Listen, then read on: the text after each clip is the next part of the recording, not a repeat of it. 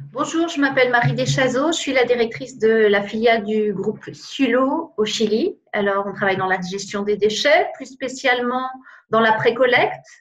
On offre des solutions de containerisation et de tri des déchets aux municipalités, entre autres. Depuis fin avril, le nombre de cas de Covid explose complètement, augmente tous les jours de manière exponentielle. On est donc très loin d'avoir atteint le pic ici. La ville de Santiago est confinée totalement depuis 2 semaines et sans doute pour encore 2 semaines, voire plus. Le gouvernement avait commencé par une politique en mars-avril de confinement par arrondissement, par petits bouts, de manière assez dynamique. Et il a changé complètement de stratégie récemment et a déclaré un confinement obligatoire général dans toute la ville et puis dans les grandes villes du pays. Hier, on comptait 77 000 cas accumulés, 800 décès pour une population de 18 millions d'habitants. Le Chili, c'est un des pays qui applique le plus de tests PCR et le taux de mortalité semble assez bas en comparaison avec le reste de la région, 1,1%. Ce qu'il faut savoir, c'est que depuis octobre, on était en pleine crise sociale. Donc, quand la crise sanitaire commence à frapper le pays début mars, eh bien, les indicateurs, la situation du pays n'était déjà pas très bonne.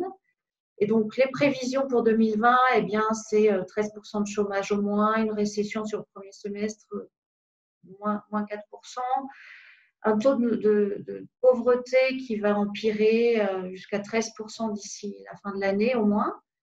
Et on connaît déjà depuis la semaine dernière des émeutes dans les quartiers défavorisés car les gens ont faim. Et le gouvernement a commencé à distribuer des caisses de denrées alimentaires. Évidemment, les secteurs les plus touchés, le tourisme, l'automobile, et puis mention particulière au secteur minier, comme le pays est le premier exportateur de cuivre au monde, et les exportations de cuivre représentent 50% des exportations du pays, forcément, c'est un secteur qu'on regarde de près. Malheureusement, les entreprises du secteur sont déjà à moins 80% de leur capacité.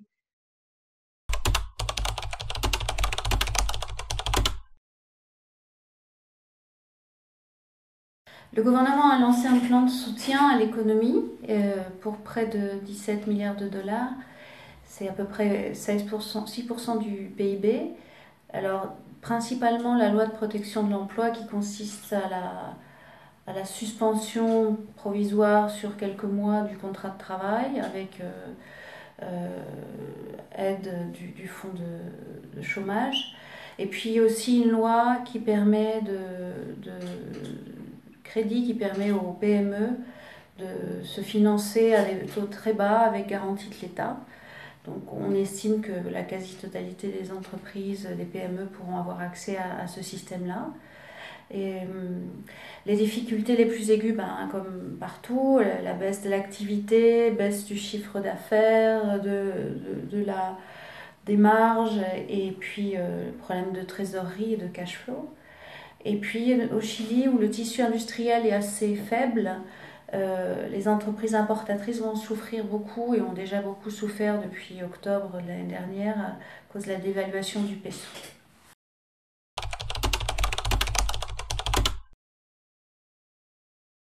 Mes recommandations, d'abord jouer la carte du réseau, se maintenir en contact permanent avec le service de l'ambassade, les conseillers du commerce extérieur, la chambre de commerce et autres associations professionnelles dans lesquelles vous êtes engagés.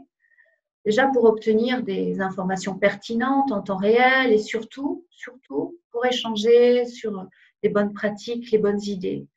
Comme tout est très dynamique et changeant, le réseau permet d'identifier les tendances très vite. Essayez de voir évidemment les opportunités qui s'offrent. Au Chili, par exemple, ce crédit FOGAPE est une excellente option et assez facile à obtenir. Et puis forcément, il y aura des opportunités d'affaires dans chaque secteur.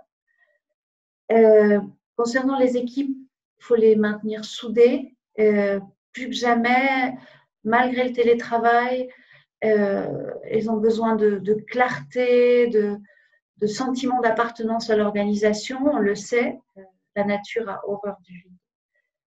Et puis surtout, se maintenir présent auprès des clients Même s'ils ne placent pas de commande à court terme, malgré la distance, je pense qu'après la crise, il y aura ceux qui auront été présents et les autres, et que les clients s'en souviendront.